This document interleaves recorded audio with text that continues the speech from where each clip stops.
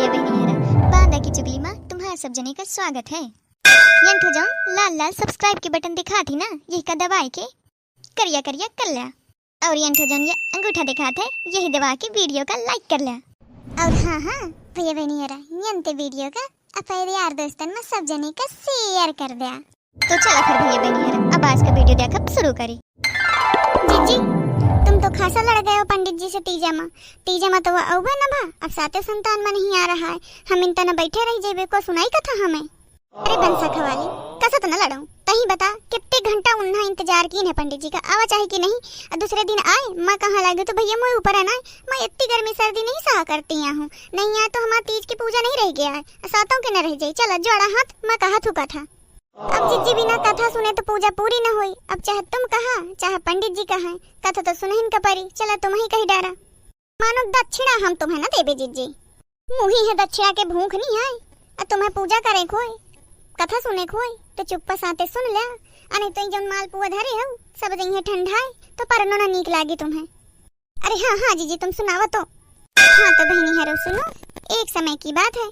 एक दिन महाराज युधिष्ठिर ने भगवान श्री कृष्ण से कहा, हे प्रभु कोई ऐसा उत्तम व्रत बताइए जिसके प्रभाव से मनुष्यों के सारे सांसारिक क्लेश दूर होकर वे धनवान और पुत्रवान हो जाएं। यह सुन भगवान बोले, हे राजन तुमने बड़ा उत्तम प्रश्न किया है। मैं तुमको एक पौराणिक कथा सुनाता हूँ, ध्यान पूर्वक सुनो। एक समय लोमस ऋषि मथुरापुरी में वासुदेव देवकी के घर आए तो उनको उत्तम आसन पर बिठाकर उनका आदर सत्कार किया। तब मुनि ने प्रसन्न होकर उनके दुख का कारण पूछा।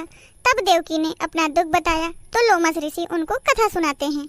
हे देवकी, दुष्ट दुराचारी पापी कंस ने तुम्हारे पुत्र मार डाले हैं, जिसके कारण तुम्हारा मन अत्यंत दुखी है। इस प्रकार राजा नहुस की पत्नी भी दुखी रहा करती थी, किंतु उसने संतान सप्तमी का व्रत किया, जिसके प्रताप से उसे संतान सुख प्राप्त हुआ। यह सुनकर देवकी ने मुनि से कहा, हे मुनिवर कृपा करके इस व्रत को सविस्तार मुझे बताइए, जिससे मैं भी इस दुख से छुटकारा पाऊं। लोमस ऋषि ने कहा, हे देवकी, राजा नहुस अयोध्या के राजा थे। उनकी पत्नी चंद्रमुखी अत्यंत सुंदर स्त्री थी। उसी नगर में विष्णुगुप्त नाम का एक ब्राह्मण रहा करता था। उसकी पत्नी का नाम ब्रह्ममुखी था। रानी व ब्राह्मणी दोनों में अत्यंत प्रेम था। एक दिन वे दोनों सरयू नदी के किनारे एक मंडप में कुछ स्त्रियों को शिव पार्वती की मूर्ति स्थापित कर पूजा करते यह देखती हैं। रानी और ब्राह्मणी ने देखा, उन स्त्रियों से पूछा, हे बहनों तुम किस देवता का पूजन व्रत आदि कर रही हो? यह सुनकर उन स्त्रियों ने कहा, हम संतान सप्तमी का व्रत कर रहे हैं। यह सुनकर रानी व ब्राह्मणी ने भी व्रत के करने का मन ही मन में संकल्प किया और घर वापस लौट आई। ब्राह्मणी भद्रमुखी तो इस व्रत को नियम पूर्वक करती रही, किंतु रानी चंद्रमुखी राजा मद के कारण कभी कभी इस व्रत को करती, कभी कभी भूल जाती। कुछ समय बाद ये दोनों मर गईं। दूसरे जन्म में रानी ने बंदरिया और ब्राह्मणी ने मुर्गी की योनि पाई, परंतु ब्राह्मणी मुर्गी की योनि में भी कुछ नहीं भूली और भगवान शिव पार्वती का ध्यान करती रही। उधर बंदरिया की योनि में रानी सब कुछ भूल गई थी। कुछ समय बाद इन दोनों ने यह देह त्याग दी। तीसरा जन्म हुआ। तीसरे जन्म में दोनों ने मनुष्य के रूप में जन्म लिया। ब्राह्मणी ने तो एक ब्राह्मण के यहाँ कन्या के रूप में जन्म लिया और रानी फिर से एक राजा की रानी बन गई। उस ब्राह्मण कन्या का नाम भूषण देवी रखा गया तथा उसका विवाह अग्निभोज नामक ब्राह्मण से कर दिया गया।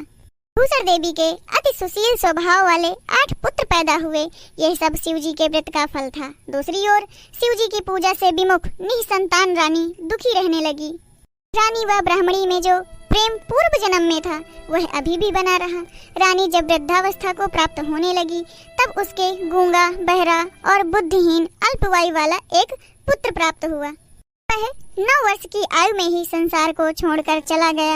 अभी तो रानी पुत्र शोक में बहुत दुखी हो व्याकुल रहने लगी। देव योग से भूषण देवी ब्राह्मणी रानी के यहाँ सब पुत्रों को लेकर पहुंची। रानी ब्राह्मणी के इस वैभव एवं 8 पुत्रों को देख उसके मन में ईर्ष्या होने लगी। उस ब्राह्मणी ने रानी का दुख दूर करने के लिए अपने 8 पुत्रों को रानी के पास छोड़ दिया। रानी ने पापवश उन ब्राह्मण पुत्रों को लड्डू में जहर मिलाकर खिला दिया, परंतु भगवान शिव की कृपा से एक भी पुत्र नहीं मरा। जब ब्राह्मणी भूषण देवी भगवान की पूजा सेवा से निवृत्त होकर वहां आई तो रानी ने उससे कहा, मैंने तेरे पुत्रों को मारने के लिए लड्डू में जहर मिलाकर खिला दिया, परंतु इनमें से एक भी नहीं मरा। तूने ऐसा कौन सा व्रत दान पुण्य किया है जिसके कारण तेरे एक भी पुत्र नहीं मरे और तू नित्य नए सुख भोग कर रही है? इसका भेद मुझे निष्कपट होकर कह, मैं तेरी बड़ी ऋणी रहूंगी। रानी के ऐसे वचन सुन ब्राह्मणी ने रानी को तीनों जन्मों का हाल कह सुनाया। शिव व्रत और शिव कृपा के प्रभाव से भगवत स्मरण को इस जन्म में भी न भूली और नियम पूर्वक करती रही, और तुम अपने इस संकल्प को इस जन्म में भी भूल गई। जहाँ तक मैं समझती हूँ कि तुम्हारे ऊपर यह जो भारी संकट है उसका एकमात्र यही कारण है। इसलिए मैं कहती हूँ कि आप अब भी संतान सप्तमी व्रत को करो, जिससे तुम्हारा ये संकट दूर हो जाए। लोमस ऋषि बोले, हे देवकी, इतना सुन। रानी ब्राह्मणी के चरणों में क्षमा याचना करने लगी और शिव पार्वती की अपार महिमा के गीत गाने लगी। उस दिन से रानी ने नियमानुसार संतान सप्तमी का व्रत किया, जिसके प्रभाव से रानी संतान सुख भोग कर अंत में शिवलोक को गई। हे देवकी, भगवान शिव के व्रत का ऐसा प्रभाव है कि पथभ्रष्ट मनुष्य भी अपने पथ पर अग्रसर हो जाता है और अंत में ऐश्वर्य भोग कर मोक्ष प्राप्त करता है। इसलिए मैं तुमसे भी कहता हूँ कि तुम भी इस व्रत को करने का अपने मन में दृढ़ संकल्प करो और तुमको भी संतान सुख प्राप्त होगा। ऋषि के कथनानुसार माता देवकी ने यह व्रत किया, जिसके फलस्वरूप कृष्ण जी का जन्म हुआ। यह व्रत विशेष रूप से स्त्रियों के लिए कल्याणकारी है, परंतु पुरुषों को भी समान रूप से कल्याणदायक है। यह संतान सुख देने वाला व पापों का नाश करने वाला उत्तम व्रत है, जिसे स्वयं करें और दूसरों से भी करवाएं। जो मनुष्य नियम पूर्वक इस व्रत को करके भगवान शिव पार्वती की सच्चे मन से आराधना करता है, अंत में उसे शिवलोक प्राप्त होता है। बोलो माता पार्वती और भोलेनाथ की जय। अरे जीजी, तुम तो पंडित जी से भी नीक लय में सुनाया कथा, एक ही एक शब्द समझ में आवा है। पंडिताईगिरी कर ले का पे मैके में ओरी काम पर सब हो जात है। तुर्रा वाली हूँ, तुर्रा वाली। जीजी, एक बात ही, तीजो आवा थे भगवान शंकर जी का व्रत यहाँ, पर यह व्रत ना वह व्रत से ज्यादा सरल है, आरामदायक को लागत हवे। पूजा के बाद कम से कम मालपुआ खाने का तो मिल जाता है।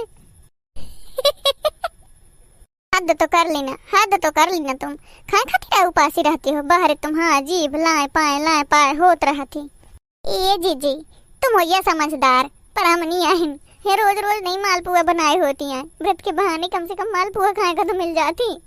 अरे मोरी बहनी है, अरे मो चाची है, आए मोए मौसी फूफू हरा को हो उपासी संतान सप्तमी का व्रत कमेंट में मुझे जरूर बताया। और अगर उपासी हुआ ना तो ये वीडियो के कमेंट में जय भोलेनाथ जरूर लिख देना। भगवान भोलेनाथ तुम्हारा लड़का बच्चा नीक रखिए। हाँ तो भैया बहनी है ना, तुम्हें तुर्रा वाली की तरफ से संतान सप्तमी के हार्दिक हार्दिक शुभकामनाएं।